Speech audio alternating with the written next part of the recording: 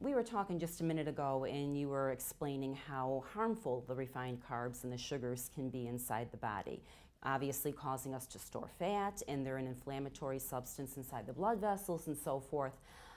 I would like to ask you now about something that we're seeing in frighteningly increasing numbers in our society today, which is type 2 diabetes.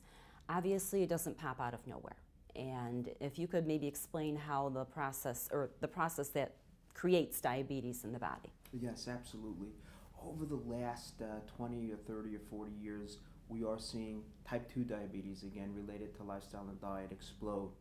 So much so that this society or this generation will probably not outlive for the first time the prior generation because of the onslaught. It's quite sad. The other issue is that medical textbooks that were written 10 years ago never referenced diabetes in children, right. Type 2 that is, and now we're seeing it so that in 10-year-olds, for example, so the textbooks have to be rewritten because of the onslaught of this horrible disease. Right. It's generally caused by a change in diet and lifestyle. So we're having much more of a sedentary lifestyle, particularly with computers and with children with video games and iPhones.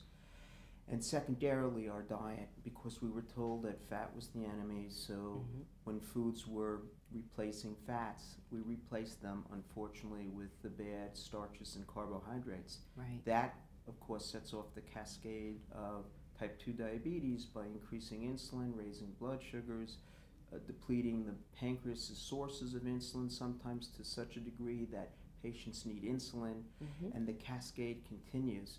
Right. So the issue is we got to put fat back into the foods and take out these harmful starches and sugars that have been replacing it all along, because it's been a fat-free society, and the dogma has been that fat is the culprit, and that has to change dramatically. Right, exactly. Now, I think a lot of people misunderstand too. They think carbs means breads and so forth, but carbs are also vegetables and fruits. Correct. Can you explain like the differences, which is a little better and which is worse? Yeah, absolutely, and a great question. We like carbs from most vegetables, except occasionally corn and peas and carrots. They can be a little bit starchier, but generally most vegetables are acceptable as carbohydrates.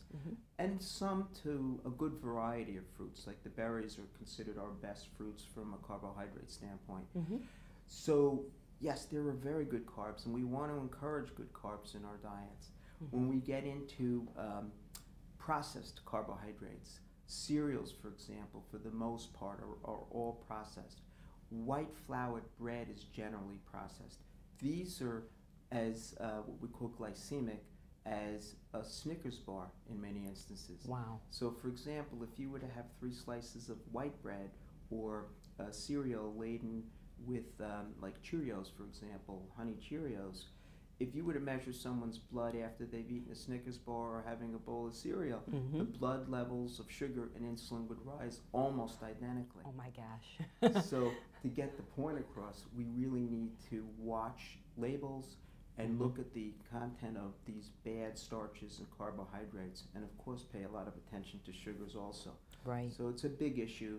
We really need to pay attention to labels and how to read labels. Exactly, and put our foot down when it comes to our kids too. Absolutely. Because the standard kids diet is cereal for breakfast and peanut butter and jelly sandwich on white bread for lunch, right, and corn chips on the side, and it's all of these foods. Exactly. And I think a lot of the parents are concerned that, oh, Johnny won't eat. Well, Johnny will eat when Johnny gets hungry enough, and I think it really falls to the parents to put their foot down and say, you have to eat the healthier stuff. Yeah, absolutely. That's an absolute perfect point. And the other issue is these poor parents aren't informed because they're going out and seeing a heart healthy stamp on Fruit Loops. Yes, they are. So, the whole issue has to be readdressed. We have to somehow get the point across with us doing YouTubes and videos, of course, and lecturing, and somehow getting to the politicians and getting to Albany and to Washington, D.C., and getting our Congress and our senators to pay attention to this, because it's really a serious epidemic. It really is. It really is. You mentioned a little while ago, you touched a little bit on some of the dangers in our food. I think you mentioned like pesticides and so forth. Can you go into a little more detail, like what toxins could lurk in our food, both processed food and fresh foods like meats and vegetables? Yeah, that's a good, very excellent question. Rice, for example, the grain itself is very adept at taking in toxins from the soil.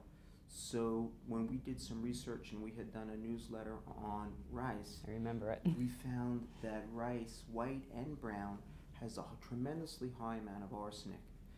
So the scary thing is that rice has been a staple diet for many societies, and even here in America for Right. Spanish, for Chinese, of course.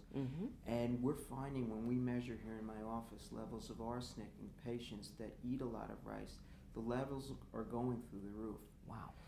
So that's a real difficult issue that has to be dealt with.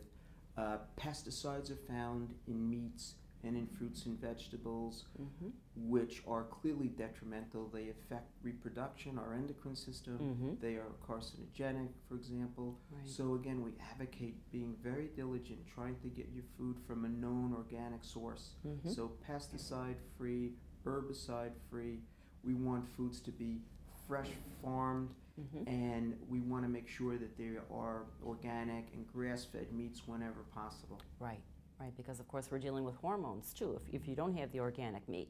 And I'm sure that throws off the endocrine system as well. Absolutely, great point. There's growth hormone that we found in meats that are not organic and grass-fed. There's antibiotics that clearly affect our immune system. They'll create more resistance to antibiotics so that when we do get a cold, God forbid, or a strep throat, they're more difficult to treat, or a bladder infection. So these are real dangers that we need to avoid, and it really comes down to eating proper foods that are organic whenever possible. Right. I know a lot of people are concerned about the cost of organic, and it's a shame that the better food is also more expensive. But I think the more we insist upon our grocery stores carrying these items, the more available they will be, and hopefully eventually the cost will come down. That's right. I think as the demand continues to start to rise over the next couple of years, the cost will come down. But I also tell our patients that it's a small insurance policy to pay for their health. Exactly. They're paying a little bit more for the foods, but they're gaining their health back. Exactly. And there's also CSA shares and local farmers markets, and there's ways to help cut the cost too. So people should explore those.